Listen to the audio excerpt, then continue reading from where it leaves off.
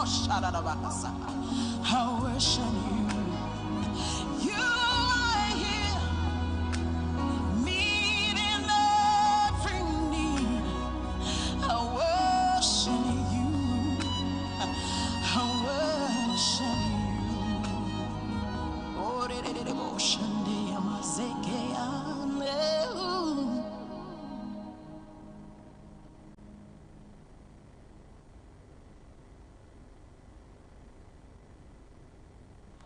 tell somebody the name of Jesus is higher than cancer, is higher than heartbreak, is higher than any disease. Just speak in tongues if you know how to speak in tongues.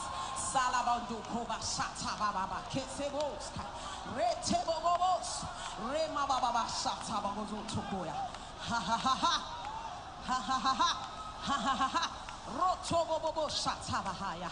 Get ready to be blessed.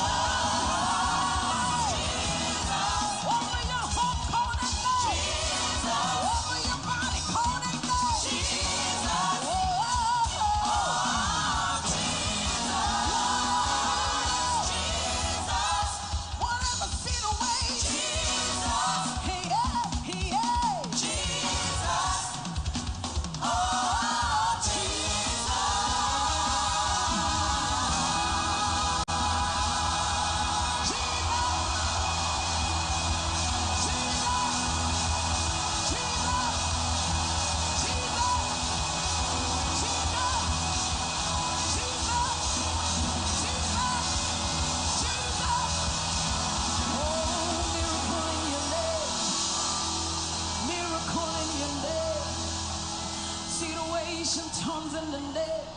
Lift up your hands and bless the name of the Lord. All things are possible in the name. All things are possible in the name. Oh, the name has been given unto us. Over our families, over our jobs, over our homes. Lift up your hands and say, Jesus, the name above all names, above any financial situation, above any health situation. Say, Lord, the name Jesus. Oh, Jesus, Jesus, Jesus, Jesus. Jesus over my family. Jesus over deliverance. Jesus. Oh,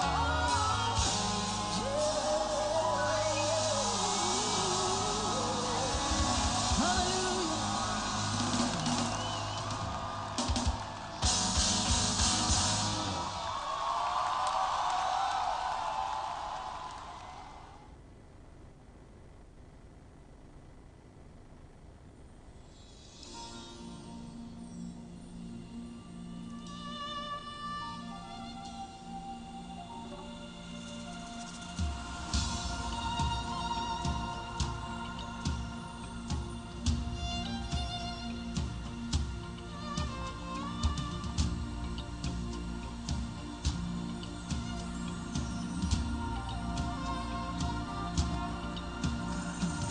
There is a place that I love to dwell. It's the presence of my Father. All the host of heaven gather, worshiping, bowing down before Him. There is a place that I love to dwell. It's the presence of my Father. All the host of heaven gather, worshiping, bowing down before Him.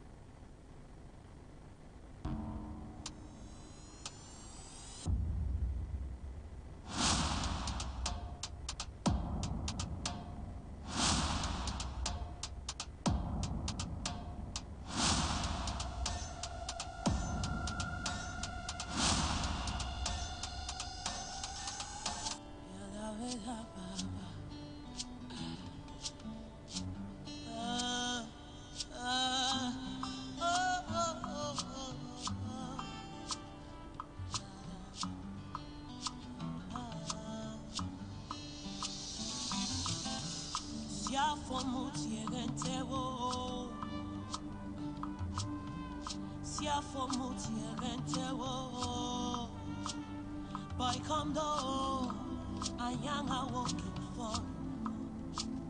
Boy, come do, upone any fee.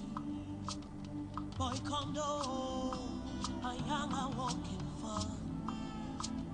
Boy, come do, upone any fee. Siafo mutiere tewo.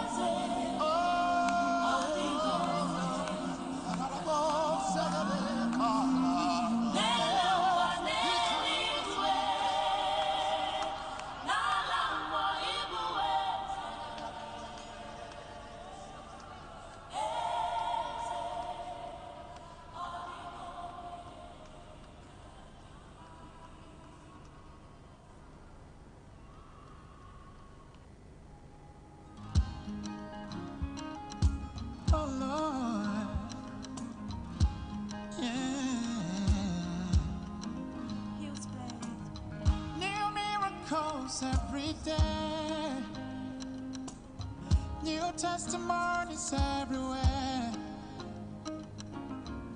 Latest grace I receive daily, daily.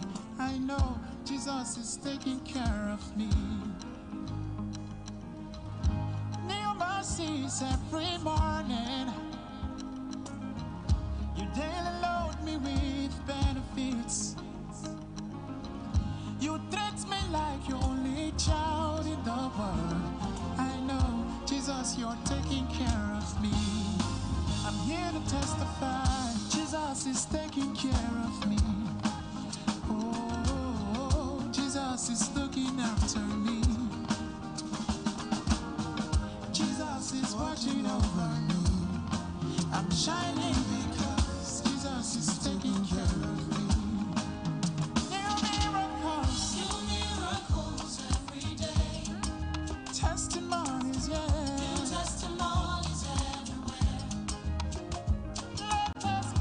Latest grace I receive daily, daily. I know Jesus is taking care of me. New mercies every morning. Daily load me with benefits. I'm a benefit boy. You treat me like you're only child in the world. I know, Jesus, you're taking care of me. I'm here to testify. Jesus is taking care of me. Jesus is looking after me. He's watching over me. Jesus is watching over me. I'm shining because Jesus is taking care of me. Jesus is taking care of me. Jesus is taking care of me. Jesus is looking after me. Jesus is watching over me. I'm shining because Jesus is taking care of me. Favor all around. Jesus is taking care of me. Everything is working out for my good. Jesus is taking care of me. Fighting my battles. Jesus is taking care of me. Latest grace I receive daily, daily. I know Jesus is taking care of me.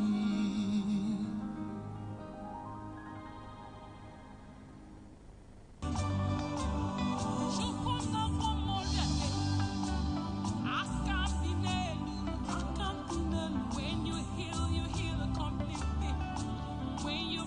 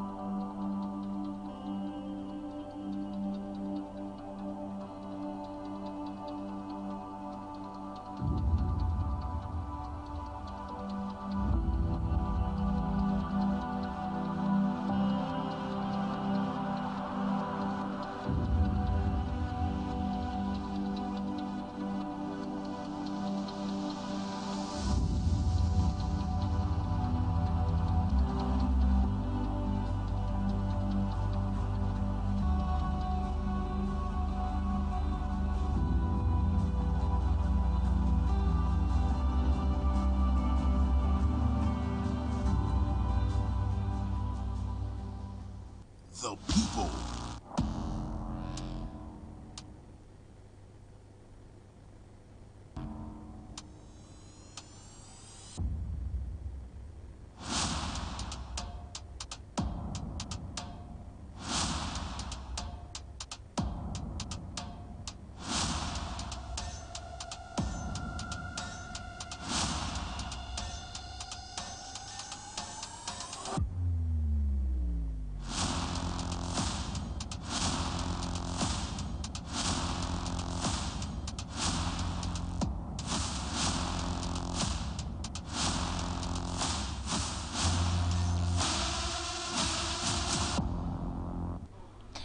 Good morning and welcome to Atlantic Television Network. I am Nia Barry Fakai and this is the Atlantic Blowout. We are set to blow out this morning as we usually say, and there are great conversations lined up in the news for us. We're taking topical issues and we're taking issues that matters to Nigerians. You are Nigerian, and of course for all our friends watching from all over the world, yes, we are reaching you straight from Port Harcourt City this morning. And great stories towards the 2023 presidential elections. We have that Atiku picks Okowa as running mate. This news practically almost broke the internet yesterday, as a lot of people were reacting different angles to this story. We will analyze them progressively when we get on the show. Also towards the 2023 elections, constituents are seen to have disowned Oji Kalu for advocating for a Muslim ticket for Tinubu as running mate. Rivers State governorship election, looking at that mix, we still remember that the Rivers State flag bearer for the PDP, the initial how do I put it now? The initial gubernatorial aspirant, that's Dagogo, is still in detention and his aide is crying for help. What are the challenges and why are they keeping him for that long? We'll look into that. Also looking at the economics of Nigeria, the Attorney General of the Federation is saying that we are borrowing to pay salaries as a country. Now, when you look at it and you look at the kind of work that we are putting in, the kind of workforce that we have as a nation, you start to wonder why this is the case. We will talk about that too. And this is also one that has stretched for a long time now, since February the 14th. ASU has been on strike, and guess what? The strike is still going on, and the federal government says the ASU issue is more complicated than Nigerians think. We'll look into that complication. Also looking into the economics, raising transportation costs as Naira depreciates, and others push for inflation of 17.71%. Well, my guest this morning is Mr. Emmy Ferhaga. Good morning, Mr. Emmy. Good morning, Rivers people. Good morning, Nigerians. Wherever you are watching us, I'm loyal to you. Yeah, it's good to have you in the show this morning. All right, so know that it's a network show, so Lagos and Abuja will join us on the show. We are hoping to get Patience to join from Abuja and Christopher joining from Lagos. But we'll go on a quick break. When we come back, of course, we continue on the Blowout. Don't go anywhere.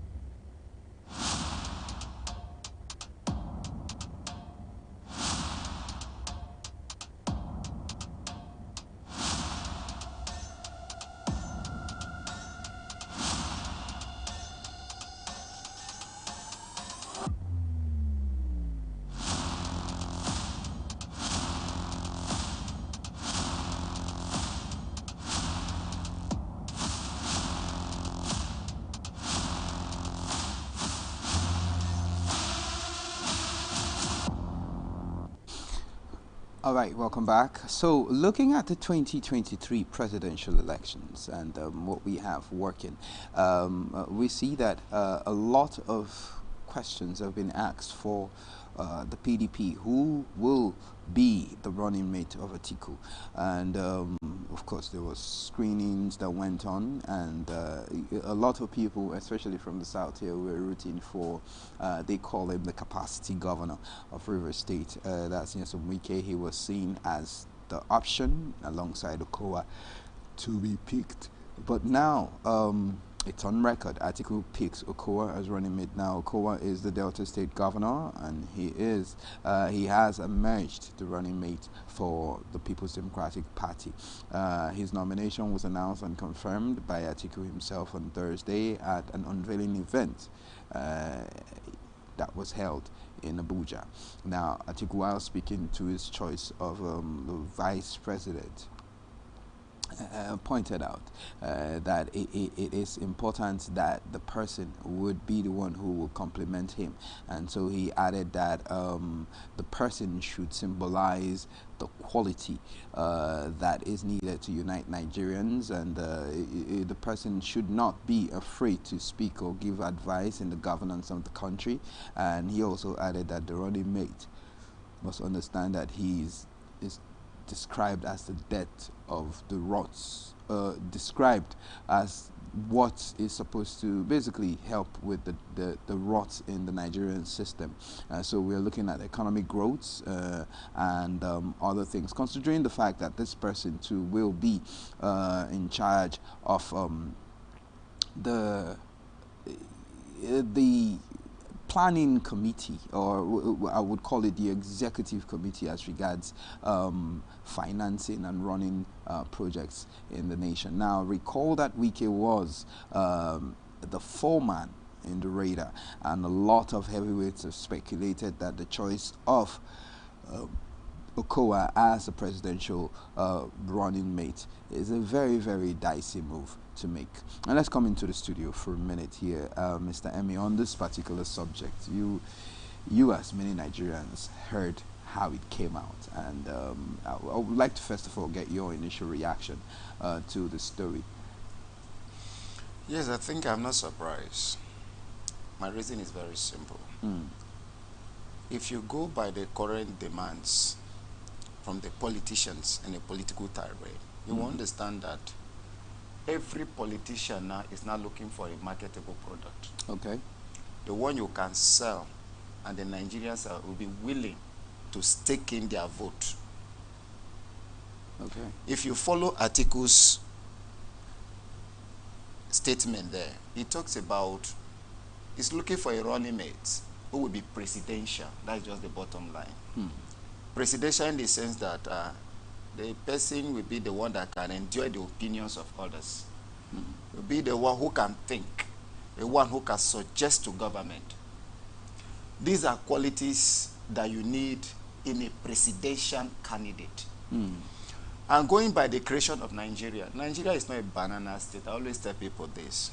In whatever thing you are doing as a citizen, as a politician, whatever position you occupy, you must understand what created the Nigeria state. And what is that? Is the law. So every position, every action is taken care of by the law. In this case, presidency. If you go to the third schedule of the 1999 Constitution as amended, item 18, it tells you the position of the would-be vice president, who will be the chairman of the Nigeria Economic Council. The Economic Council is made to advise the president on possible way for economic growth and development. Okay. And in that council, you have the 36 governors as a member and the governor of the CBN. Now, if you want somebody who will chairman such a council, it means the person must be the one who will accept suggestions. Yes. A one who is cooked, sorry for that word, a one who has that ability to understand the economic dynamics. It must not be a one who will shut down people, a one who will back at people, a despot. No. And if you compare the character of the candidate or the persons that were put forward, the three of them, I said in one of the stations that I was before the selection, I said, looking at them, if you ask me to pick for the PDP, I'm going to pick Emmanuel Rundom. Okay. Because looking at the performance of these three persons recently, you will discover that one tends towards economic growth to an extent. Okay. First quarter of 2022 is gone.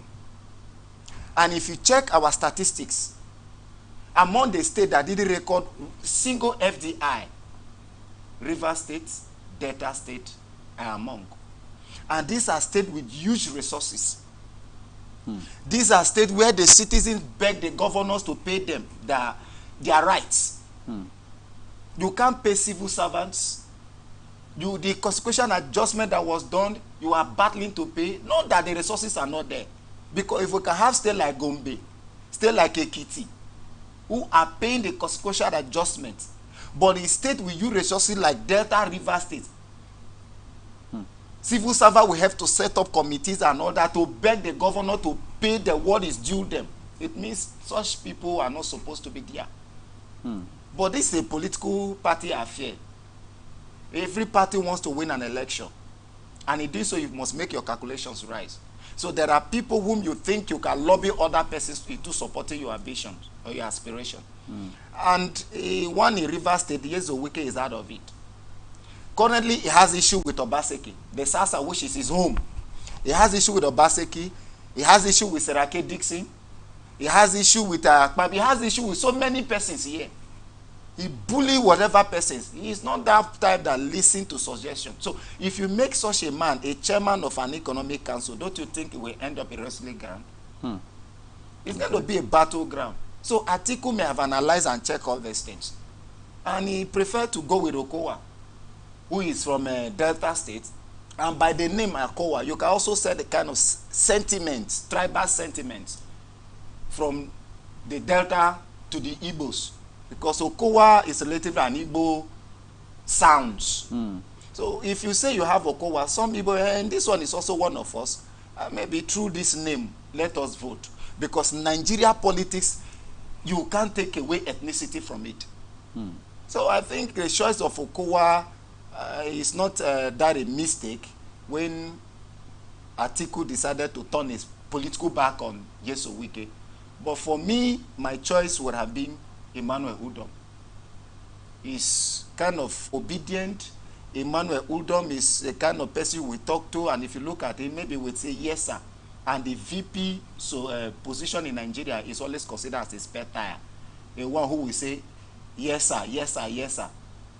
Before now, we saw how Atiku and Obasanjo, they were wearing globes to the point that Obasanjo moved to the impeachment of Atiku Abubakar during their own time because he felt Atiku was not that lawyer.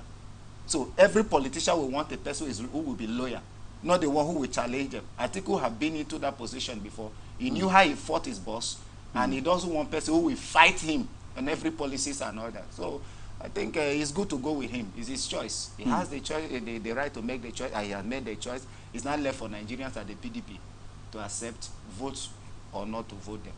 Okay. All right. So, but you know, like you said, we have to win elections, and so it makes sense for us to look at this analysis in the other way. Nigerians were looking at an Atiku, yes, but Atiku would obviously have a block of votes from the north because of who he is, and that is also something that maybe a Labour Party or an APC would want to break into and share. And now, it only made sense for him to say, okay, for people to say, okay, come to the south, pick someone from the south. Governor Nyesom Wike has been seen as someone who is feared amongst the governors in the south, and he is similarly a leading figure amongst PDP governors here in the south. But someone yesterday in an analysis said somehow Okowa seems to be more respectable amongst the governors than Nyesom Wike. Do you agree with that? You see, when you try to win an election, there are factors that you can't jettison. Like I said earlier, every political party consider the candidate who will represent them in an election. Yes, there are other factors like money, political patronage, and the rest of them. But for people to patronize you politically more, the candidate must appear acceptable and pleasable. Okay. The Nigeria presidency, even during the military era, has been so created in the sign that you must carry along the northern and southern dichotomy. Okay. If the president is coming from the north, the vice must be from the south, even from the military days. Okay. Now, in the south, the governors that you mentioned, which Yeso Wike is one of them. Yes, people may think that he's feared, but I will want to say this morning that there is difference between where you fear somebody and where you decide to avoid somebody. Okay. A Yeso Wike may appear to be feared, but I tell you he's not feared. Oh. Many of the governors from the south decides to avoid him because a Wike is the one who doesn't care about reputation. A Wike can say anything and later people will begin to, it is not supposed to be a governorship statement. But others wants to maintain certain integrity, certain reputation. So there are things you speak as a leader, people will applaud you. And there are things you say as a leader, people will just fume. So a Yeso Wike is the one that speaks without taking letter. Imagine he said, I will never run for vice president. I can never be a second-class citizen. I can never. Just imagine this kind of statements. You speak without thinking about tomorrow. He is not feared. Many of these governors decides to give him, we just have your way. Don't come close to me. Emmanuel Udo was supposed to be a friend to him. But after Emmanuel Udo came several times to Port Harcourt, he saw that, no, I can't work with this one. If I must be respected, I must be loved, and I must be seen as a governor, a leader, I need to keep away. All the governors in the South, if you watch them critically, you understand that none of them is that a friend to Wike. A Tambowa from the north was a friend, but he has to cut off himself. It's not because he is feared. It's because some person had decided to avoid him based on how he talks, based on how he speaks, based on how he plays in politics. The political orientation matters a lot. You occupy one position today, it is expected that you aspire for another one tomorrow. If you are, sorry to say in quote, a career politician, as we have them today, some people now, if you heard the words your professor, I'm a politician. So they have made politics a career. So for me, Wike is not feared. And with him, you can't gather vote. Make him today. Imagine after the primaries, the PDP primaries, he came home here. What was he saying? Oh, this one betrayer. Lambasting your colleagues from the south side, your home. The governor betrayers. They are this, they are that. And when Emmanuel Udom returned at the airport, what did this? Although he later refuted it. But we heard that if we have wanted a South-South governor, he would have been a talkative. So what does that tell you? That the South-South governors are not comfortable. This is political investment. You must support somebody whom you think that can secure that your political interest.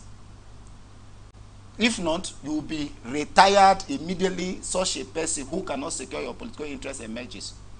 And Wike is such a person. Give him that power today.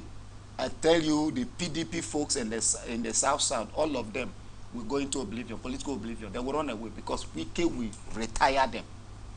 So how do you expect such persons to work with a Yeso Wike? I tell you, assuming Atiku had picked Yeso Wike, he would have lost more in the South. Because I bet you Ifa Yokowa will not be comfortable. Emmanuel Udom wouldn't be comfortable. Even Doyediri of Bayelsa would have shown certain reservations because their political interest and career would have been threatened. Okay, so because we're still on the Wiki subject, so let me just take it there now. So some say, while you have analyzed it this other way, some say since he seems to have a lot of control on the PDP structure here in Port Harcourt, here in River State, and a bit of the South,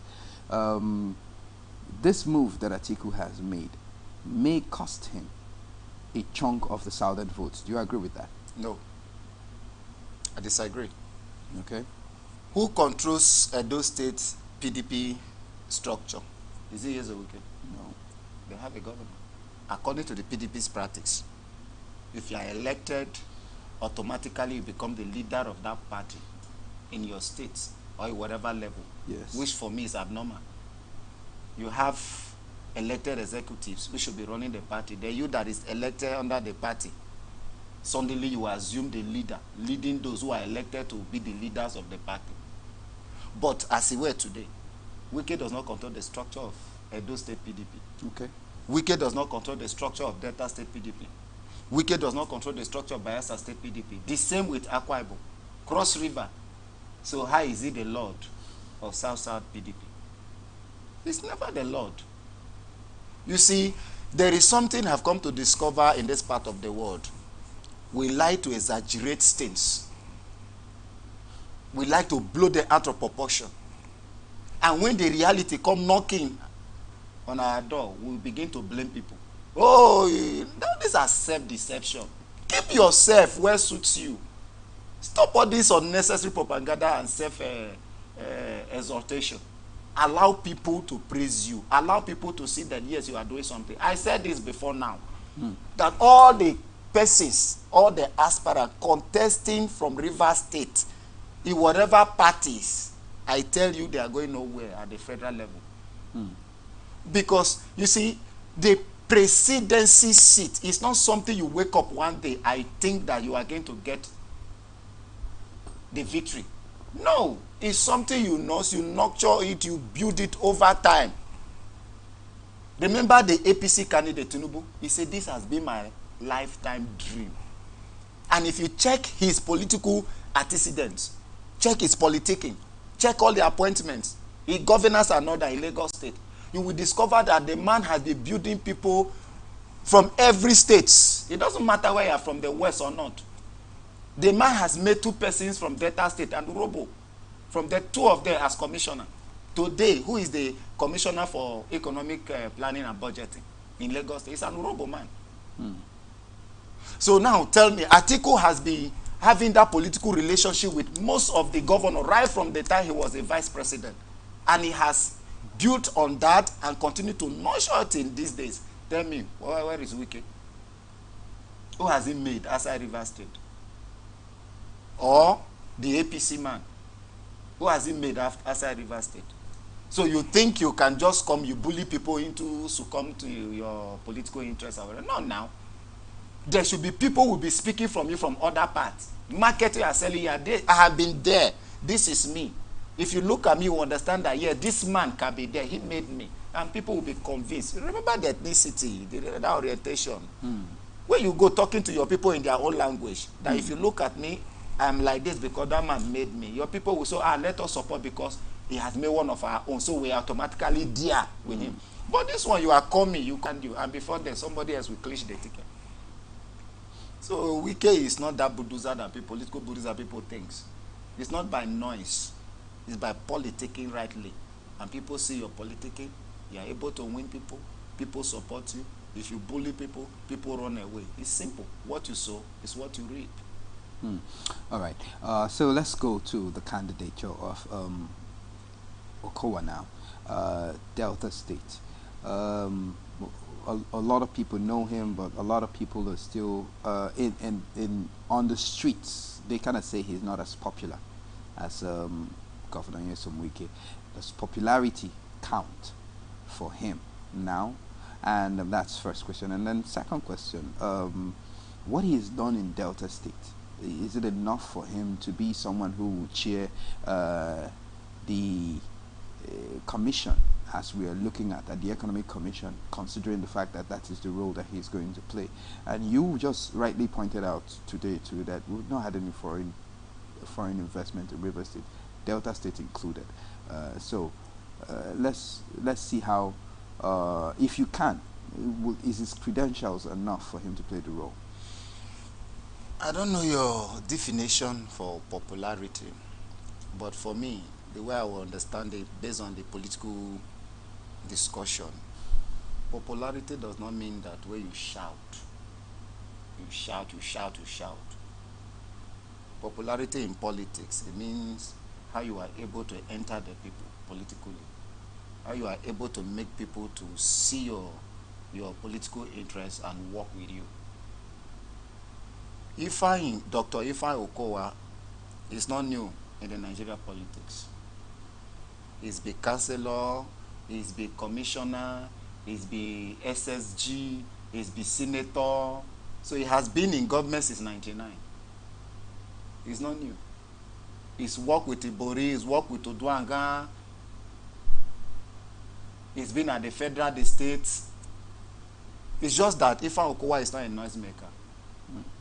He doesn't talk much, but he's a man of strong heart. If Ifeanyi Okowa wants to do this, he will do it. That is him. Okay. Then, going to the area of governance, I can't say he has totally failed, because that would be unfair of me to declare him a complete failure. Because if you go to Delta State, particularly from the Delta North that he hails from, you will see some roads that he has worked. He's built some roads. But the thing in Delta, people are complaining that it seems to be tribalistic. He play more of politics considering they are new mass. His daughter, as I speak with you, is one of his PA. Okay. And that the same daughter has won a ticket to be assembly member, PDP, Delta State. So you see, one of his brother also is in government. So you see, members of a family are almost all of them in government. Delta State is a multicultural state. How many of the other tribes have you been able to galvanize and carry along in your politicking or your governance? So Ifeanyi Okowa, yes, in the Neoma Axis, he might make an inroad. But I tell you, even the person he has anointed and the person he supported to emerging as the candidate of PDP of 2023 governorship election in Delta State, I think there is a lot of question on him. And so many persons are also waiting to vent their political anger based on what Okowa has done. Ibori is the leader of the Ibori political dynasty in Delta State. Ibori made all the Okowas and the rest of them. Oduangans, all the just manager, they are members of the Ibori political dynasty. But Ibori preferred the David Edewe, who also a member of the dynasty. But Okowa worked against that by picking the current speaker, who is from the Okpe Hazis of Delta State. And David Edewe is around Ugeli. Now you've given your master a kind of a hot blow. And his other loyalists are waiting. They say, so this is what you could do. Maybe we'll get to revenge. How they are going to revenge, I don't know. But for now, Okowa will battle it out in Delta State. Most especially now that is a running mate to Atiku. Don't forget, Tinubu's wife is also from Delta State. Yes, Tinubu's wife is from Delta State. So I tell you, the Delta State politics 2023, from presidential to governor, is going to be something that we will need to watch out for. Because telling me that Okowa is going to deliver Delta State to PDP presidential candidate, I doubt. It's going to be a Herculean tax. And I doubt if we will ever do it. Because the APC will be waiting. Ovioma Agege and the rest of them will be waiting. Ethnicity, Tinubu, yes, who his in-laws will want to give him vote.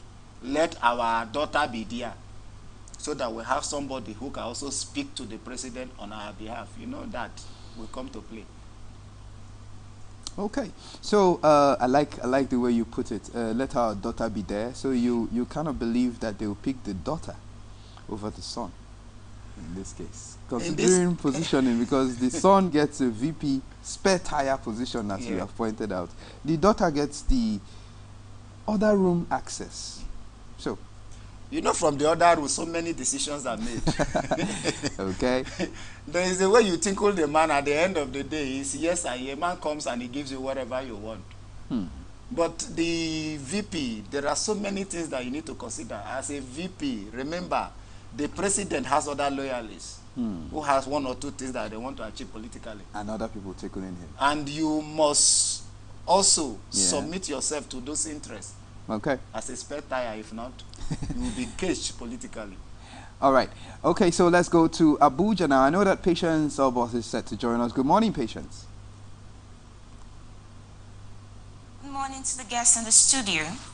How are you doing this morning, Patience? Very fine. And you? Oh, we're doing great here. Okay, so over to you. Okay. Now, talking about Atiku picking Okowa as his running mate, yes, the People's Democratic Party has come out clearly, and it is no longer news. Everybody now know the running mate of the aspirants of the People's Democratic Party.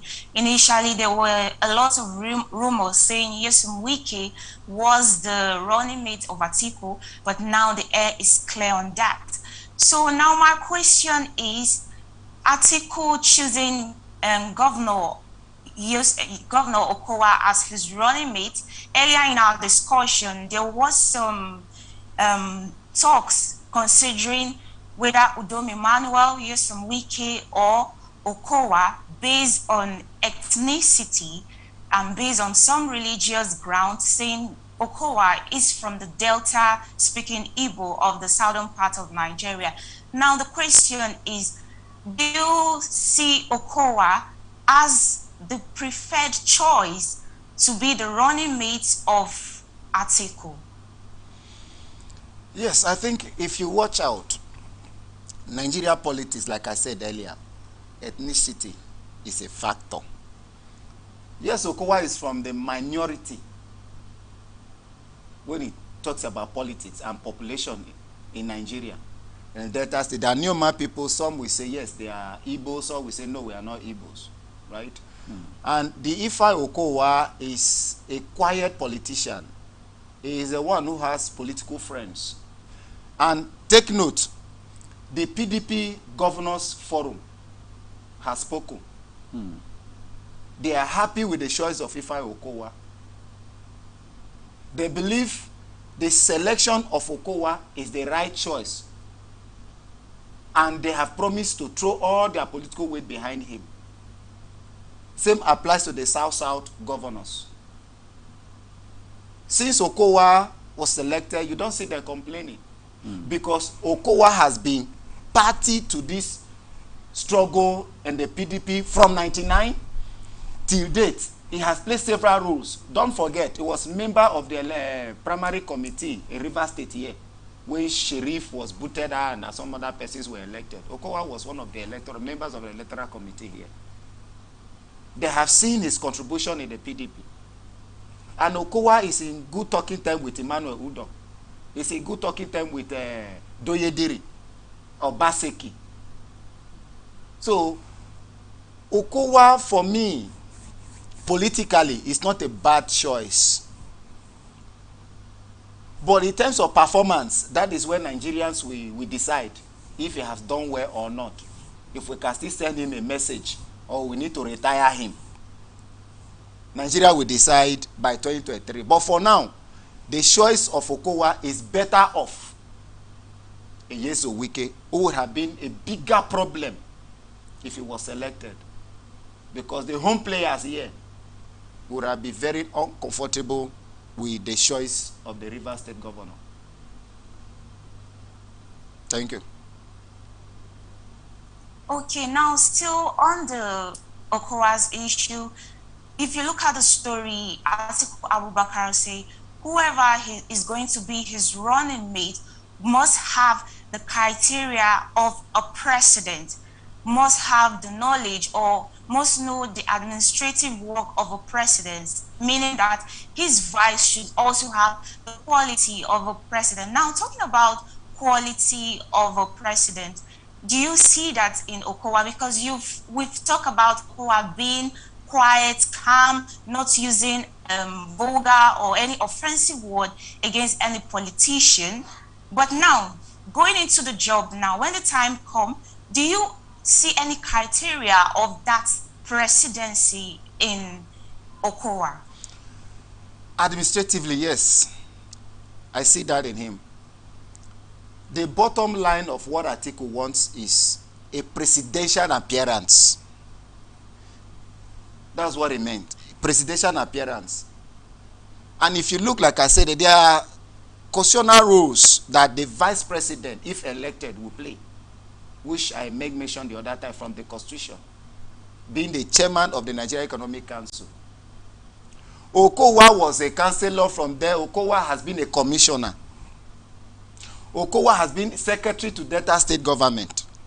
Okowa was a senator of the Federal Republic. Now a governor. So administratively, if you see how he has been able to manage his party in Delta State and how he has been able to work with the then governor who appointed him as an SSG and other political position that he has held, you will see that yes, he has that presidential outlook in him. We've not recorded any case of Okowa bullying his counterparts. We've not had cases of Okowa bullying people having quarrel with his neighbors. That is to say, he is the one that also endures other people's opinion, which is a presidential requirement. Because when the president is off, according to the Nigeria constitutional creation, the vice takes over the role. The vice will be the one to meet even with international personalities. It will be the one to even check the FEC if the president is absent. So you need a character who can endure and also listen to suggestions as opinion. And these things are in him, based on the position he has managed politically. But economic performance is where I think I will place a question mark. Because one religious book says, by their fruits you shall know them. Currently, Delta State is one of the states that has huge resources. I tell you, if you check the statistics, you will discover that the state that has the highest unemployment rate in Nigeria, there before you count 1, 2, 3 to 5, you will see Delta State. I just talk about FDI. First quarter is gone, and Delta State people are looking for jobs. People are crying poverty everywhere. I miss plenty. If the governor with the little one have not been able to impact positively on the lives of people, he that is faithful in little will be faithful in much. So we've not seen this faithfulness in little. Economically, I doubt if we see in the much. Thank you. Okay, still a quick one. Now, despite the fact that Governor Okowa has been declared as the running mate of Atiku, the governor, Nyesom Wike, is still coming into the picture, because I could see and hear reactions from Nigeria still talking about Nyesom Wike could have been a preferred candidate based on charisma, or could have gone a long way in assisting Atiku during his campaign based on the political prowess or charisma Governor Nyesom Wike have. What do you have to say concerning that reaction from Nigerians? If you watch Nyesom Wike's first declaration in Benue State, where Suswan was there, Autumn was there, and some other top political players in Benue State, if you watch that video clip, you will discover that even the Nyesom Wike started making enemies right from there in his declaration. A situation where you will talk to people who have been there before you. You were telling them, don't say, yeah, vote, that your vote, don't sell it to you, don't say, give it to me, give it to me, give it to me, give me power, give me, or not that. Everybody were quiet there. If you watch the video, you discover some people mourn somehow, some fumed. some just clap. I said to somebody, even those people who clap now, they clapping has a reason. They are not happy with the statement because right in their face you are telling a former governor before you. You are talking to your colleague Otto. You are talking to people who have been even at the federal level, some senators. You are telling them not to sell their vote. In other words, you are telling them they have been selling votes. Right? The quietness of these people doesn't mean they were afraid of him. Not because Yesu Wike has political capacity. No. But they kept quiet because they felt, let us just allow him talk and leave. What we will do it. Now, who are those persons today who are shouting that yes, it would have been Yesu Wike and all that? I will always tell people there's a difference between assumption and reality. You might assume that yes, you are all in all. You might assume that yes, with you, you can do exploit. But is it so in reality? A Yesu Wike candidacy would have been a problem in the South within his party. Watch his political antecedents, even in Rivers State. Which commissioner can you point out today that yes, under Yesu Wike, this one is making political waves? Is there anyone? Which person today can you point at Rivers State under the PDP platform, under Yesu Wike rulership, that yes, this one can leave Rivers State and politics? A man who plays a political embargo on all his appointees. Don't go and even hold a political meeting in your village, not even in your family. Don't try it if you dare it. So how do you think people will feel if you give this person a higher responsibility? They will not be comfortable. So people who are saying today, Yesu Wike has the capacity, I just laugh at them. I see as these are part of political grievances. They are just expressing their grief. But in reality, it's not so.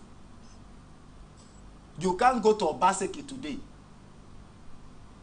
and discuss politics with Obaseki. Remember, the beef is still there.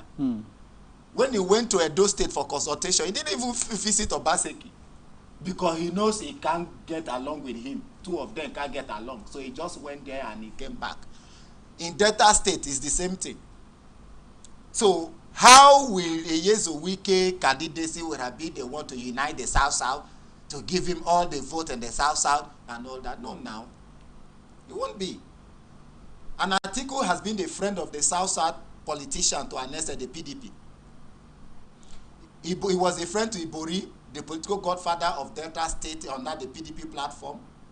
He's been a friend to Ifa Okowa, and Okowa followed his campaign train before the PDP presidential primaries. Okowa was always with Atiku.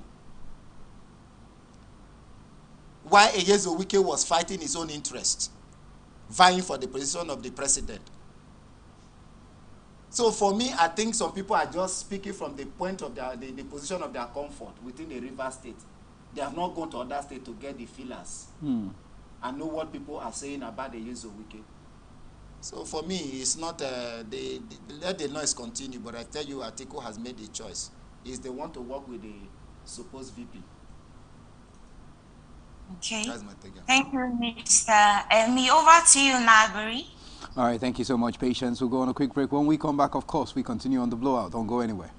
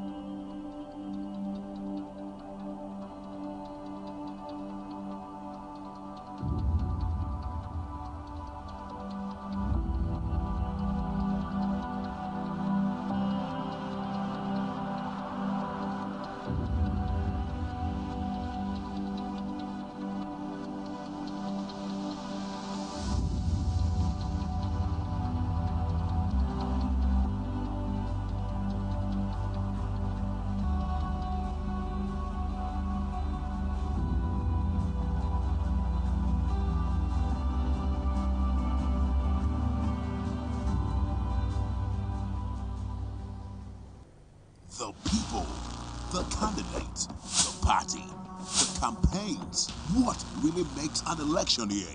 Enough of the rhetorics. It's time for issue-based politics. 2023 elections.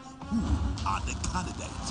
What do you know about them? Take a seat, relax, and join us for the 2023 elections on Atlantic Television Network, StarTimes, DTH, Channel 194, or ATN Live on Google Play Store and all our social media platforms. Twitter is at Atlantic TV Net. Facebook and YouTube is at Atlantic Television Network. On Instagram is at Atlantic TV Network. Elections 2023 from Mondays to Fridays at 8 p.m. Election 2023. We the people have a stake.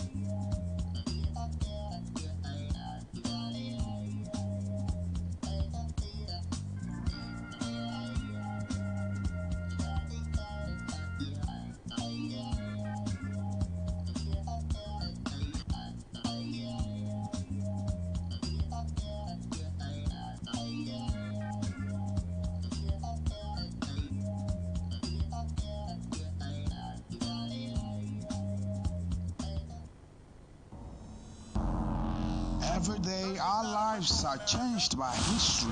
We are one people, all of us. Leaders, politics, Nobody's ambition is what's the blood. I have fought very firmly. natural occurrence, war, and the world economy. I belong to everybody, and I belong to nobody. ATN covers it all on ATN Politics today.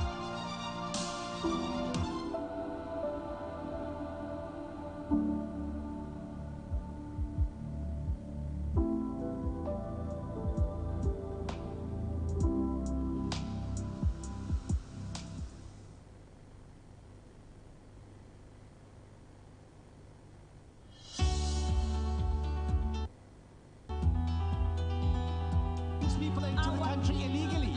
That is amazing.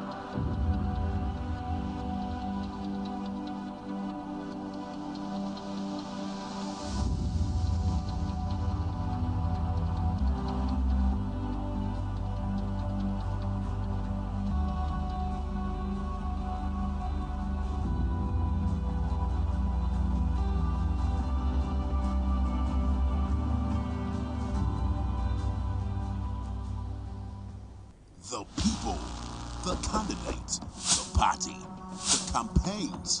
What really makes an election year?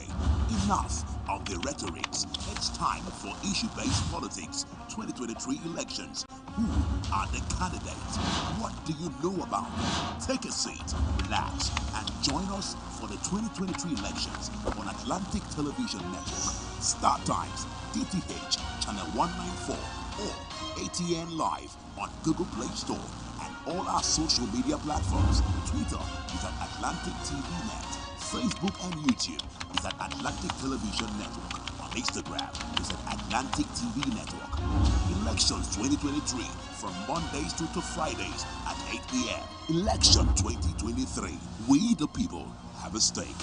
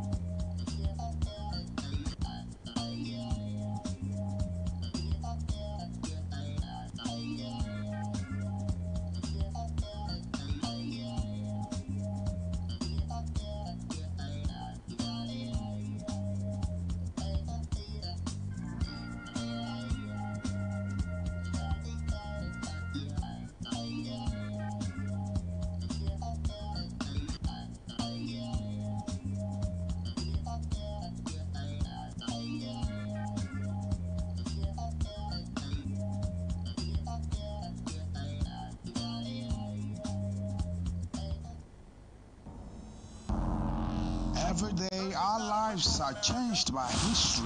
We are one people, all of us. Leaders, politics, Nobody's ambition is what's the blood. I have fought very firmly. natural occurrence, war, and the world economy. I belong to everybody, and I belong to nobody. ATN covers it all on ATN Politics today.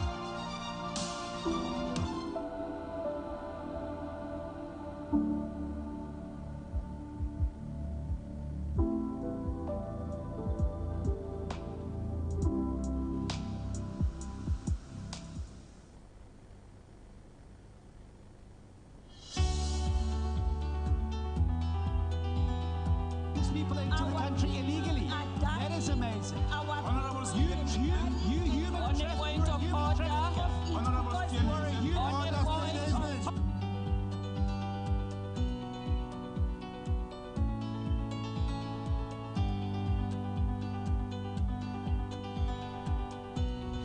understand. They are not picking our calls. It's on the balance to no agreement with the EU, but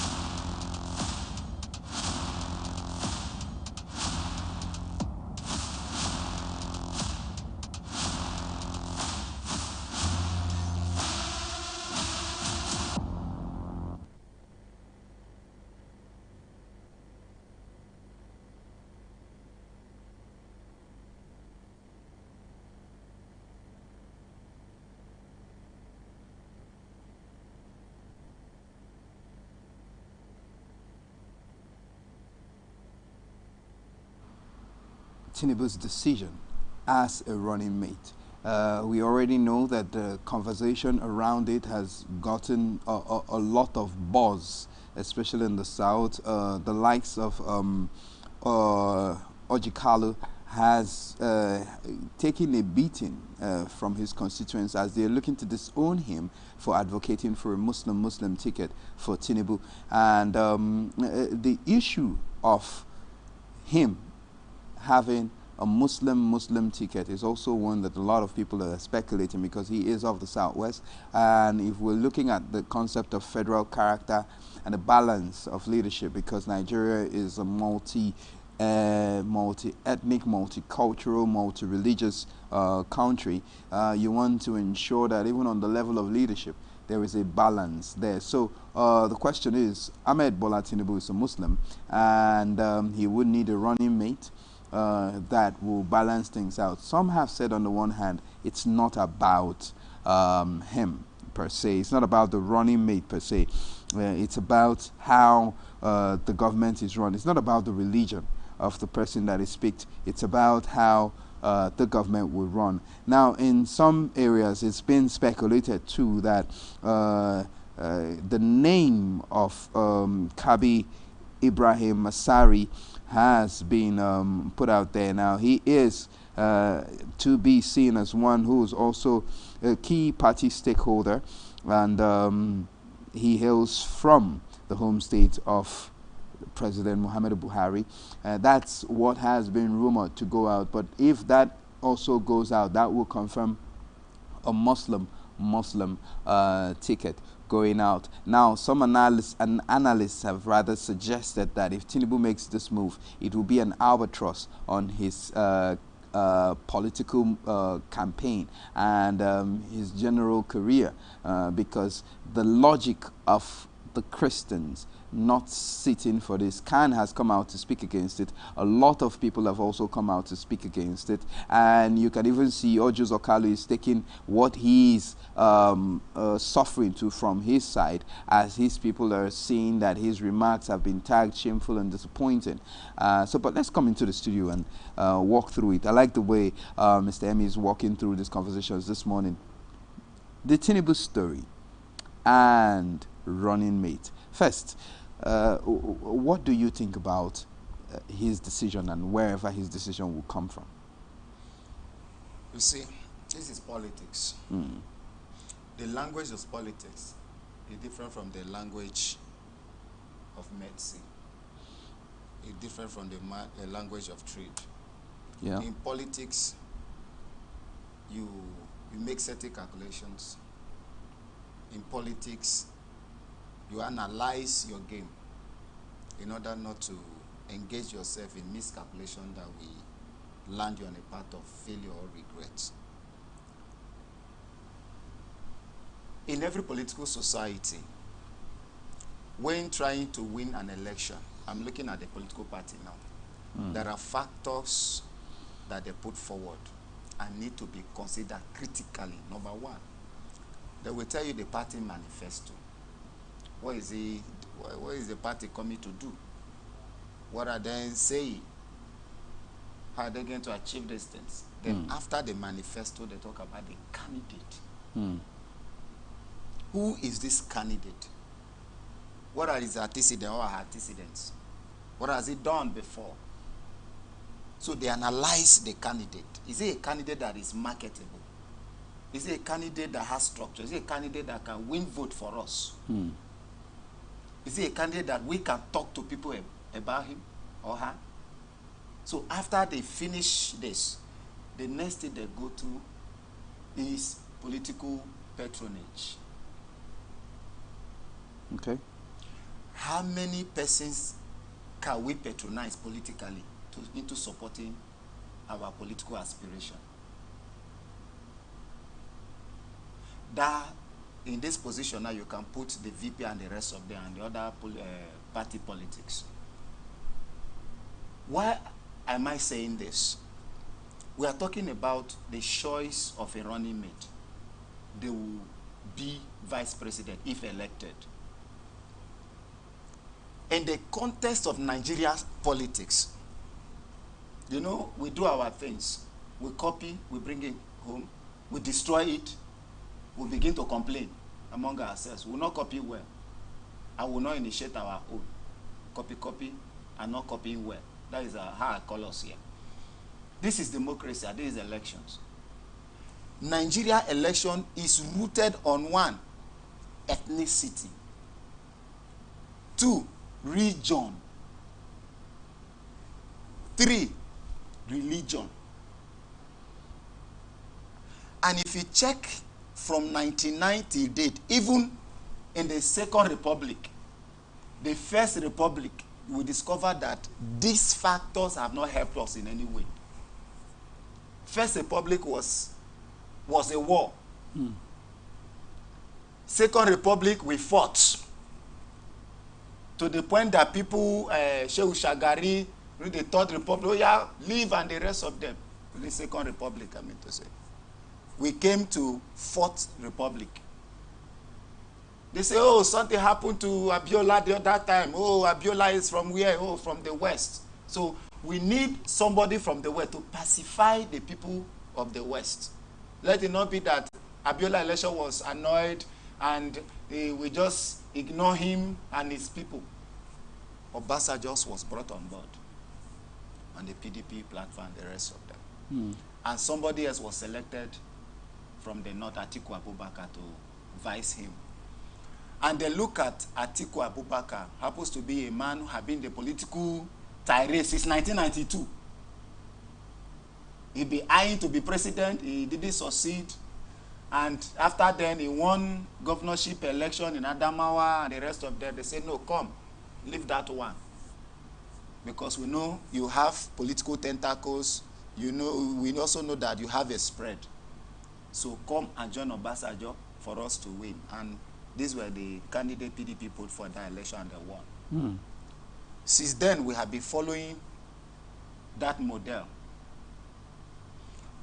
When Obasanjo was to leave, he looked at it. How do we win this election? He considered the Yaraduas, based on the Yaraduas family's political prowess in the North. Yaradua wasn't a new person, no, in politics. He's been secretary to so many political parties, his father and the rest of them. So his brothers, they were into politics. They picked Yaradua. And they look at somebody from the South, a person who can be loyal, and not just being loyal. A person we can use to quell certain agitations and gather the people's vote.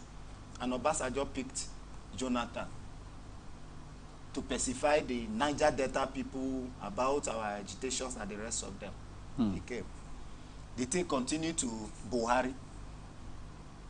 If we must wrestle power from PDP and the rest of them, then what do? We need person whom we can market to the North. A person who has structure. A person that the North will see as one of their own. Embrace. And they cannot reject him with their votes. They took Buhari. And Buhari then has a kind of a fixed votes, 12 million that was coming from the Northwest. In 2003, 2007, 2011, and the rest of them. He was constantly having these votes. So with Buhari, we can win. They came to the South. It was supposed to be a Tinubu to vice Buhari. But an advice then came. If you run a Muslim ticket at that time, based on the diversity and political division, the kind of preaching that we saw there in 2014, about Islamization that is all funded, you people will go nowhere. So you must appeal to certain sentiment by picking a Christian vice. That is how Osibajo came on board. Okay. So today, the same APC is going for another election, 2023. In the Nigeria political strength, the Northwest, where Buhari hails from, and the Southwest has more of votes. To the point that if you are able to win the Northwest, you win the Southwest. Then you are able to win either Northeast or North Central Then the other just try to meet the constitutional requirement of 25% in other states. You have won the elections. Okay. So today, is APC playing that same politics? It is certain that the Northwest, come 2023, APC will win it. Whether you like it or not, APC will win it, because from Sokoto to Jigawa to Kaduna, Kano, down to KB and the rest of them, if you check, APC is still dominating. And they believe in Buhari. All they need to hear is Buhari say we should do this. And they will do it. In other words, APC have the Northwest as possible win area. Then the Southwest, where Tinubu hails from, has a lot of votes. And the man Tinubu control most of the political structures in the Southwest. Who is a governor there today? Outside Makinde. Check the other ones. They are related to Tinubu's political terrain, Tinubu political train, and the rest of them. So it is certain that the Southwest, Tinubu will have an upper hand. Then take it to the North Central. Since 1999 to date, the North Central and the Northeast have not gotten the presidential slot.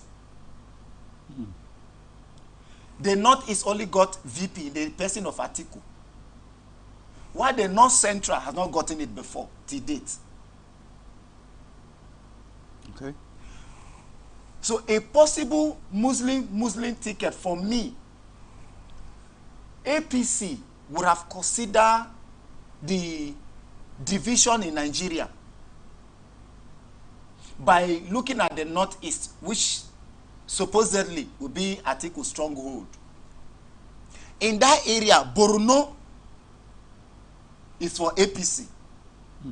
Since Buhari has been contesting election and not lost Borno, because he was a governor of the then Gongola State. Buhari was the governor of Gongola State. From Gongola, he created by the rest of them.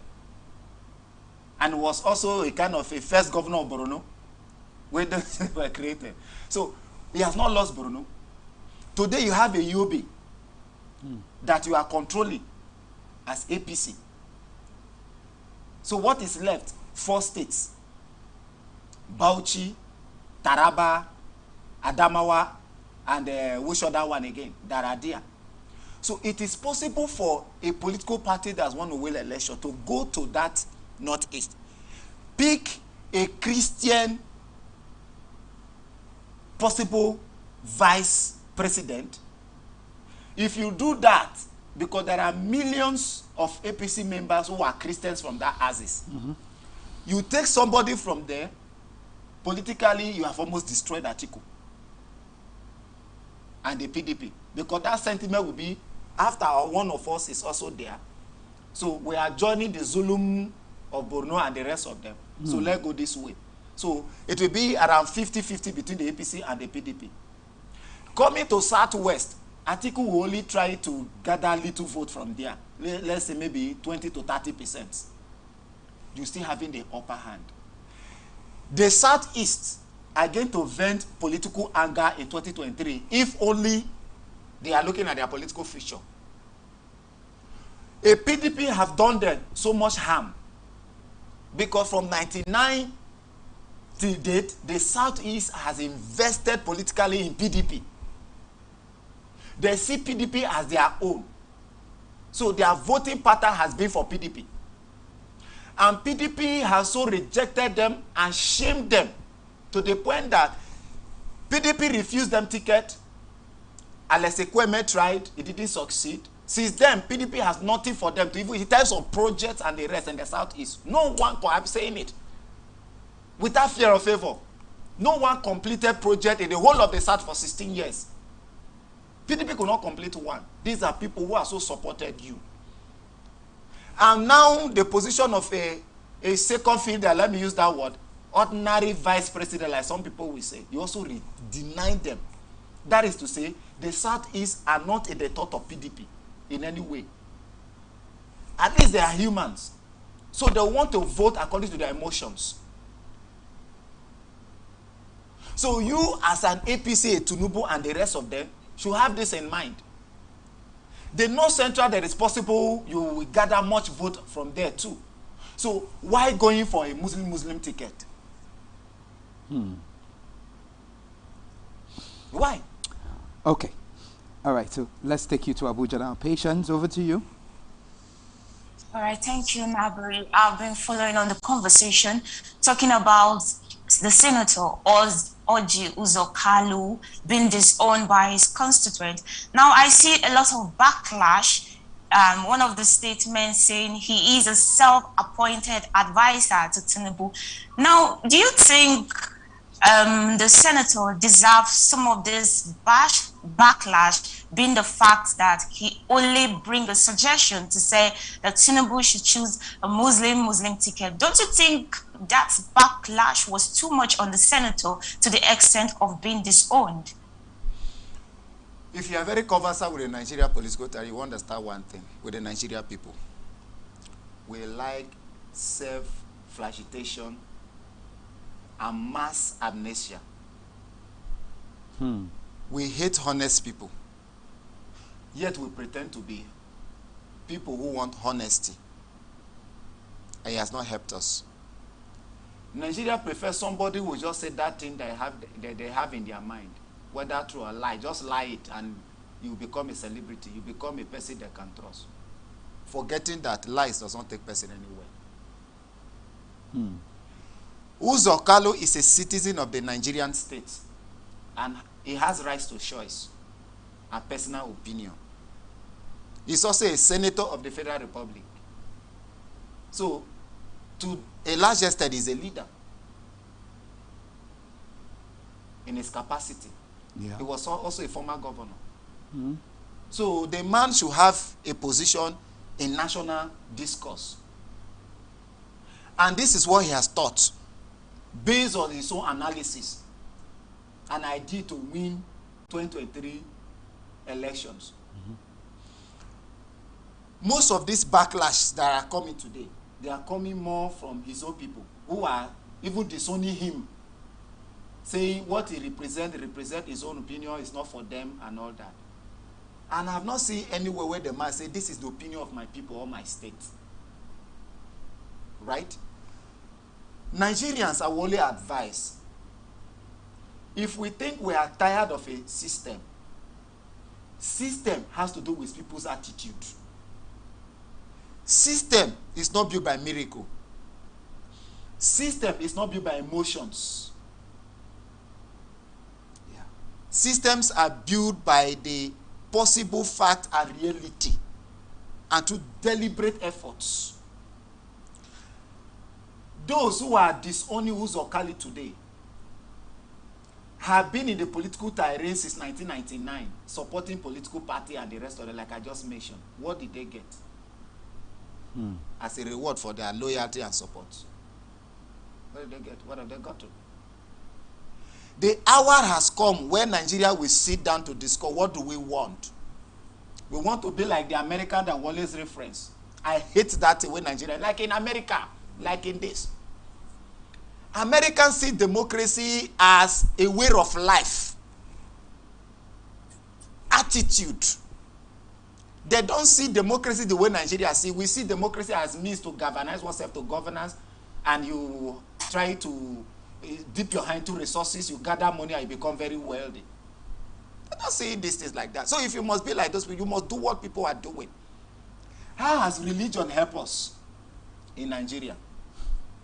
Today we have Christians and Muslims, governors, senators, House of Reps, and the rest of them. Check your state and tell me. How are they performing? The Christian governors, how are they performing? The Muslim governor, how are they performing? The senators who are there shouting, yeah and nay, the I have it, and the rest of them. The House of Reps, they are both Christian Muslims. How many of those laws have they enacted or legislated that are promoted our way from? If these things have not helped us, why don't we jettison some of this and follow the right thinking. It is not about where one hail from. It is not about religion. We have thieves in Islam. We have thieves in Christians. Think about it. Today, even in church, people are so afraid to drop their phones. In church. Because if you drop it carelessly, you miss it carelessly. In church, you see the level of stealing, distrust in mosques. These are supposed to be a sacred places. Yes. That is to tell you that we have been pretenders. That is to tell you that religion is not helping this country. School games in the name of missionaries. You were given free books, free Bible and all that. You were taught, sponsored to read and write. Today, we have schools that are called Christian schools. Can the poor man afford them? Their tuition fees. Can we afford them? We cannot. So why this religion hula balloons everywhere? Nigerians should look for credible persons. People who can drive Nigeria state into a situation of felicity, a situation of where we have peace, tranquility. So why backlashing Anu Okalu, who is a citizen of the Federal Republic, based on his own opinion, and you are also pushing your opinion. For you don't want a Muslim ticket. The man not backlash you. The man has not said anything about it because he recognized that yes, you have freedom of thought and freedom of speech. But the man who had his own opinion, you are beating him, you are demonizing him. Although I understand where he came from, the Southeast. Southeast, sorry to say, they play emotional politics. They are very emotional. Instead of see politics as a game, and it means to galvanize your interest and see what you can get from the Nigeria state, because Nigeria state is what I can get. Support is based on what I can get from government, what I can get, not what I can contribute. Not how Nigeria can be better. All this you see, hey, we want this. It's our turn. It's all about the resources. It's not about the good of this country. It's all about resources. People believe that if we have our own dear, we will have access to him and able to manipulate him. If it is tribe, we speak tribe to him. If it is religion, we quote Bible or Quran to him to manipulate him into subverting some of the law so that we can get a contract illicitly. Yeah. This is all about our person, the Christian, Muslim, and our turn at all about. We must do away with this orientation. We supported Christian Muslim party right from 1999. I'm talking about where Uzokalu came from. Today, you didn't get honorary vice president. You couldn't get the president. You couldn't get one completed project. You couldn't get it. We're still talking about Christian, Muslim. Rivers State today was declared a Christian state.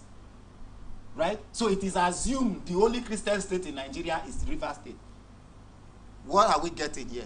Accountability, transparency, Christian life. So don't backlash Uzokalu for believing in a Muslim ticket. Simple. Thank you. And me over to the next question. I'm going to say that the All Progressive Congress is actually sitting on the fence right now because they're finding it difficult to choose a running mate based on some religious criteria and all of that and balancing. Now I'm bringing in the governor of Plateau State, Simon Lalong, who is from the Middle Belt, still the northern part of Nigeria. Don't you think there's the chances for Governor Lalong to be picked as a running mate for the All Progressive Congress, since there's still a battle to decide? What do you think about that? Yes, Lalong is a Christian from Plateau State, and Lalong is a member of the All Progressive Congress. During the primary, Lalong supported a candidate, an aspirant, who happens not to be a Tinubu. But aside that, according to the Tinubu himself, the candidate of the All Progressive Congress, he says, let's put all things aside and let's see. Aside Lalong, although there are some persons, particularly members of rep from one constituency, I don't want to mention his name, and some other persons, are kicking against Lalong from the home. This is home fight. They are saying that a Lalong who worked against that message, the Tinubu message, when it was preached in Plateau State, and even denied Tinubu systematically from seeing the delegates from the state, shouldn't benefit from the fruit that they labor for. So if anybody should be considered from the state, an accolade should be given to them first, and a Lalong need to apologize to them for preaching the right message that he rejected. So there is also this internal wrangling within the Plateau State on the choice of Lalong. Although Lalong is a governor, it is believed that if you choose a governor today, it will bring state resources, just like the PDP had picked. It will bring state resources and maybe some other resources to support the party. But how far has Lalong fared in Plateau State in terms of governance? And based on the position the possible vice president will manage, I would have preferred a more younger person. Although age, for I've always said this, age is not a criteria for good leadership or governance. No. Age has nothing to do there. But based on certain sentiments, it is advisable for Lalong to have, for Tinubu to have looked towards the direction of this person. Remember, even the current Secretary of Federal Government. And also, we also have this man, what is that his name, Secretary? Boss Mustafa. He's also from the North Central. He's a Christian. Some people are also rooting for him. So why not look at these three choices, adding Dogara from the Northeast, so that the APC will also appeal to the sentiments of the Christians, some persons who are chanting Christian, and all that to be considered. So a Lalong, for me, is not that a bad choice. It's not also that a good choice. It's left for Tinubu, who has the sole prerogative and right to choose the person he thinks he can work with and better the lots of Nigerians and Nigeria state if he is elected the president. Come 2023. Very much, Mr. Emmy. Over to you, Nabari. All right, thank you so much, Patience. We'll go on a quick break. When we come back, of course, we'll look at this particular story. The Acting Accountant General of Nigeria says we are borrowing money to pay salaries. Don't go anywhere.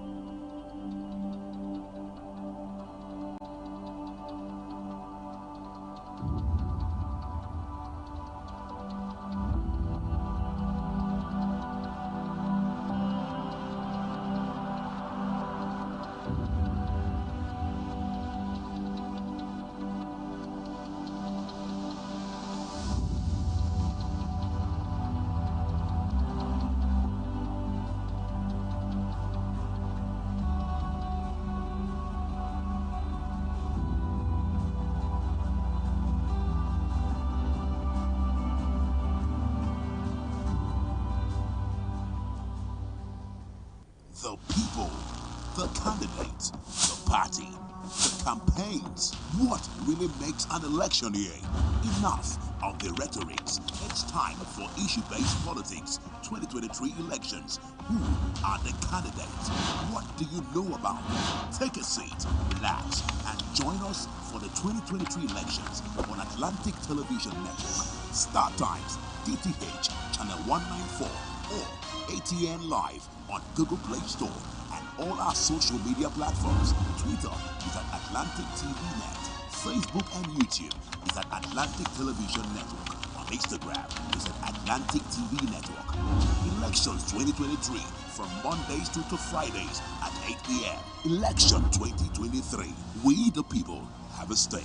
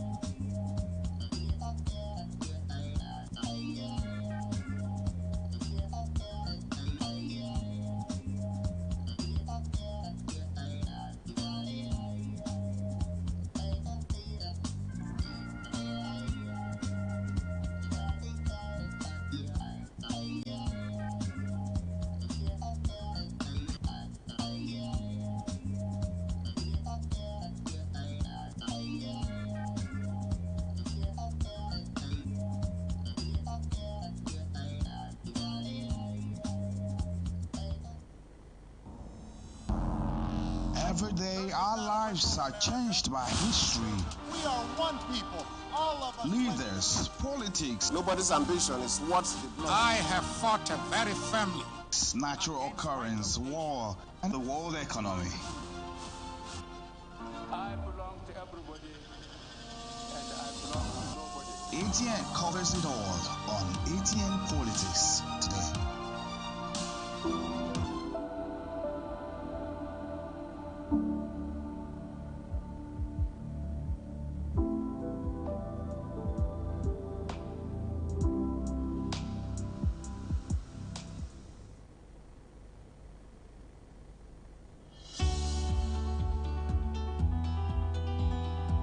People into the country illegally. That is amazing. Honorables, you human traffickers, Honorables, you are a human trafficker.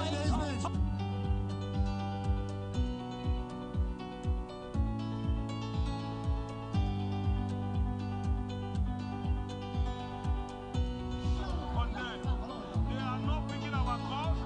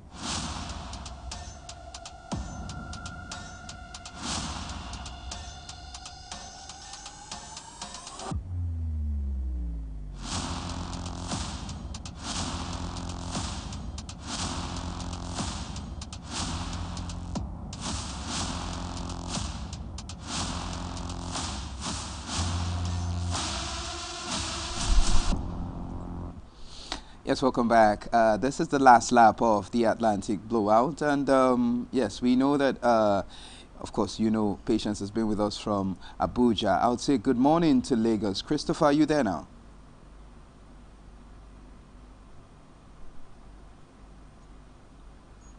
Good morning. How are you doing this morning? I'm good, really fine. And you? Oh, we are solid over here. All right, so on to this particular story. We borrow to pay salaries. That is what the acting accountant general, that's Anamekwe Nwabuko, has said. And he says this is happening currently. This he put out in a retreat organized by his office for members of the technical subcommittee on cash management. And then it is said that the government expenditure has increased due to rising security challenges and social needs of the citizenry. He says, quote, "We have to borrow to augment payment of salaries and wages. This shows we are in very difficult times. Government income is highly challenged." The theme and objective of the retreat couldn't have been better captioned, given the physical challenges of the moment. Records available indicate that due to dwindling revenues, the Treasury had to resort to other sources to augment the payment of the federal government public servants. And there is an increase in government expenditure due to increasing security challenges and social needs of the citizenry. So yes, this is his position, and but it is said publicly that whatever they're trying to do is to see how through fiscal discipline and economic diversification and promotion of the export sector, this would help in plugging revenue leakages. But let's just come into the studio now on this particular story, and let Mr. Emi look at this particular story for us now. Some would suggest that this is gist that is basically what an election year is made of. We start to hear about monies not being available. We start to hear about borrowings. We start to hear about debts that the new government will inherit. It seems to happen on the federal level. It seems to happen on the state level. Mr. Emi, what would you say to this? Yes, I think when citizens troop out to elect a leader or leadership in a country, it is expected that the leaders will perform certain constitutional functions and roles for the betterment of the society and for the economic, political, and social advancement of the people and the state. Now we are discussing a government, we are discussing Nigeria, the state of our economic viability and financial strength. If you check those Western economics, who speaks and stand on their word today, what gives them that power? One is their strength of economy, their military strength, and the rest of them. You bring the same scenario to Africa, you will discover that Africa, we are a consuming nation. In other words, what we do here is to consume, and consume more. And a man who lives on stomach hardly makes substantive achievement in life. There is a man in the religious book who had to trade his birthright all for the stomach's sake. That is to tell you, as a nation, if you must grow and be a man, and stand among your equal, there are certain things you must do. And what is that? Production. Production, production, and production. In the Nigerian, if you study our economic indices very well, you will discover that we have been having unfavorable balance of trade, deficit balance of payment, and what is the reason and what could be the cause? Is because we are not producing and exporting the way we ought to. Our imports are usually higher than our export. In that condition, what do you expect? You have unfavorable balance of payment, unfavorable balance of trade. And if you have several obligations, constitutional responsibility that you need to keep running, what do? It means you must look for other sources to finance government. And this is what is killing Africa. This is what has made Africa like second-class human being to the foreign countries. Not because they are superhuman beings. It's because we have failed to do what we ought to be doing. It's because we don't think the way we ought to think. It's because we don't see those things that we ought to prioritize as the most important things as though important. But rather we see our expenditures that has to do with recurrent expenditure as something that is more important. No, now. Anything that has to do with recurrent, you pay, it goes to consumption. But anything that has to do with capital investment is something that can generate something and bring out more production. But we don't do that. Today, if the accountant general says we borrow to pay salary, you shouldn't be surprised. You shouldn't. Because if you ask, what is the level of our consumption? And what is the level of our production? How many states are engaged in production today? Because anytime you make sure Nigeria and government, everything goes to federal. Oh, federal, forgetting that it is the states, the local government to the states and whatever that make up Nigeria. That is to say, for Nigeria to function well, everything needed to be done well and on the right path. But we don't think so. How many states in the South today, where we are now today, are involved in production? And what are they producing? We produce committees who will consume money from government, tax forces. And what are they doing? You pay them now. What are they generating for the state? Nothing. We eat, right? How many agricultural policies do we have? None. That is to say, we need to bring in things. And these are people who like foreign produce more than homemade products. Of course. And these foreign produce are produced somewhere now. In other words, you need to import them.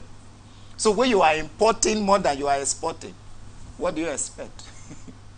You will be taking the money that you ought to build the economy to other nations, building them while you become very dependent. And you have responsibility you take care of. You will borrow. Because your salary, what you are getting now, let's put these things from the angle of an organization. What you are earning as a worker is not enough to take care of your responsibility. I think you begin to look for other alternatives to make up now. That means you might even borrow because you want to pay rent. You want to pay children's school fees. You want to celebrate your birthday. You want to do so many things. So this is the situation we find ourselves. When the only thing, the only reservation I have with this outburst of this Accountant General is what he gave us for me is vague. There's so much. The thing is so. It's so much open to the point that people can doubt or believe. The ambiguity in it is so much. There are no figures. We borrow to pay. At what point did we borrow? What year did we borrow? How much did we borrow to pay salary? What are we paying? And how much are we paying in terms of this borrowing to pay salary? You didn't tell us. You just said we borrow. Is it the federal government that is borrowing to pay or the state government that is borrowing to pay? The we there encompasses the federal to the state, local, everybody. So who is actually borrowing? And how are we borrowing? From where are we borrowing? From whom are we borrowing? You just say we are borrowing. I see this as a means, thoughtful means, to tell Nigeria that there is no money and you don't want to perform certain responsibility. So the only way to do is to cow Nigerians, take their minds off government, so that in case you didn't do this, you will say because there is no money. And you engage Nigerians to begin to discuss something that has no specific. And this is not good for leadership. You owe the citizen responsibility to explain the functions and actions of government in total. So that Nigerians will know if you are making progress, you are retrogressing, or you are even stagnated. But you think you are borrowing to pay. Who are you talking to now? Children. And they will say, oh, God say, AGF say we are borrowing. You are not talking to children. You are talking to enlightened people. You are also talking to those who are not enlightened, that needs to learn. With this now, you've not taught them anything. You walk to a seminar, whatever, you say we are borrowing. What did I need? The only thing you say we are borrowing. How? When? How much? You didn't tell me. So I think the Accountant General was supposed to have been specific. Clothe us well so that we know that you are doing something, you are not doing anything. In 2014, when Ngozi Iweala say, yes, we borrow it to pay salary, she explained. We saw the reason. We saw the profligacy in government. But now you are not telling us anything, say we are borrowing. And if you think that there is much responsibility with government, yes, for security I can excuse. Because if you know how much the US is budgeting for security, it's bigger than Nigeria. More. All right, so let's go to Lagos on this subject now. Christopher? Yeah, Barry. Over to you. Okay, so I'm really concerned with the fact that just as our guest said, there was no figures to exactly how much was borrowed and from where it was borrowed. And all of that, I feel that was a little bit of a skeleton in a cupboard. I wasn't really comfortable too. And that is really a cause for concerns from Nigerians. And another thing too, Deborah, just as you earlier stated, now this is a case whereby this government will borrow and heap all the loads of loans that when the next government comes in and it becomes another issue for them to sort it out. So now the question to the guest is, as they have stated that they have borrowed means of paying these loans, is there any work in progress, a process of making payments to make sure that the loan is resolved before the next government? Because I think this should be actually put in place before the next government, so it won't be a burden on them. Thank you. Yes, you see, before you borrow, as a responsible government and a people, you need to analyze how much you are borrowing and how you are going to pay back. In other words, the means through which you are going to pay back. And what are you borrowing for? Is it for consumption or for investment?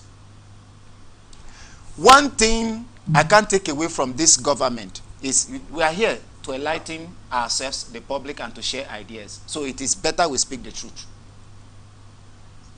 Following the borrowing spree of this government, if you look at the method through which they have borrowed, all the loans they have borrowed is usually tied to projects.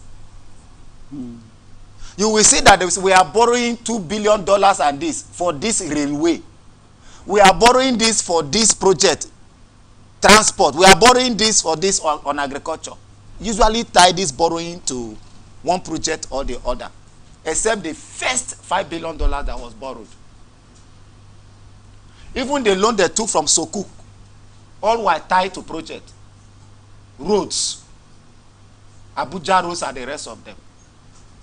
So by that calculation, you will discover that majority of the borrowing then were tied to kind of capital project or something that can better the economy. The rail, like the Ministry of Transport stated the other time that in 1 month they generated about 300 million naira. For Kaduna Abuja rail line, they got 300 million naira. That is to say, if you calculate it, 300 million times 12, it's a huge sum of money. So through that means you can be paying back. And they are servicing. So through that means we're talking about the means to pay back, right? So for that we know the means. But this one now, he said we borrow. He didn't tell us how much they borrow, where the money was gotten from, and the rest of this. So for us now to talk about the means of paying back is very difficult. Very difficult. And also so that the loan that have been borrowed from by this administration is around 33 something billion. Is it in dollars? Yes. But in total, if you add everything together, you discover that there are state borrowings and FCT borrowings and federal government borrowing all put together. But they are not feeding us with this information. And that is what I even expected from the AGF to also do. But it didn't give us the breakdown. Because many Nigerians today, if you hear about our debt profile and the rest of them, all we think is federal government borrowing. No. You calculate the borrowing from the states, including that of the FCT and the federal government, you add together. So if the AGF says we borrow and all that, for me, I don't really take that statement serious, because give me breakdown, give me specification so that we know what to talk about. All right. I think this is where we get to dock on this. As I said, Proverbs 17:18, it is stupid to run up bills you will never pay up. So we hope that as we are running up this bill, we have made plans to pay them up. And I would say a big thank you so much to Patience for joining us on today's Atlantic Blowout. Thank you, Patience. Thank you, Nagbury. All right. Thank you very much. And I would say a big thank you to Christopher for joining from Lagos. Thank you, Niambari. All right. A big thank you to my guest this morning, Mr. Emmy. Thank you so much for coming and putting your 2 cents on the table. And of course, we had a great show this morning. Thank you. Thank you. Thank you. I appreciate more. Yeah. And thank you, listeners there. And those who watch us, wherever place you watch us, I appreciate. Okay. Tomorrow, 7 a.m., I'll still be here with a spanking new episode of the Atlantic Blowout, but know that you can follow us on all our social media handles. Twitter is at Atlantic TV Net, Instagram is at Atlantic TV Network, on Facebook and YouTube is at Atlantic Television Network. Remember, peace and unity are the pathways to progress. I am Niabari Fakai. Enjoy the rest of your day.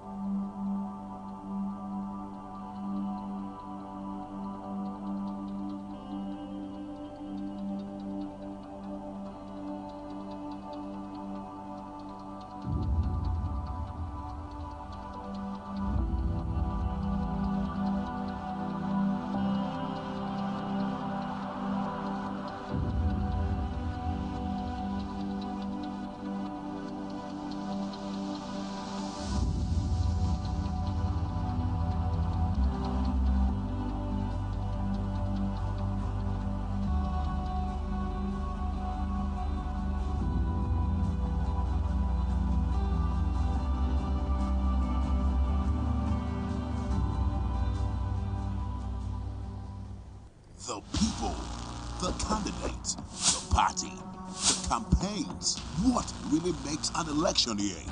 Enough of the rhetorics. It's time for issue-based politics. 2023 elections. Who are the candidates? What do you know about them? Take a seat, relax, and join us for the 2023 elections on Atlantic Television Network, StarTimes, DTH, Channel 194, or ATN Live on Google Play Store and all our social media platforms. Twitter is at Atlantic TV Net. Facebook and YouTube is at Atlantic Television Network. On Instagram is at Atlantic TV Network. Elections 2023 from Mondays to Fridays at 8 p.m. Election 2023. We the people have a stake.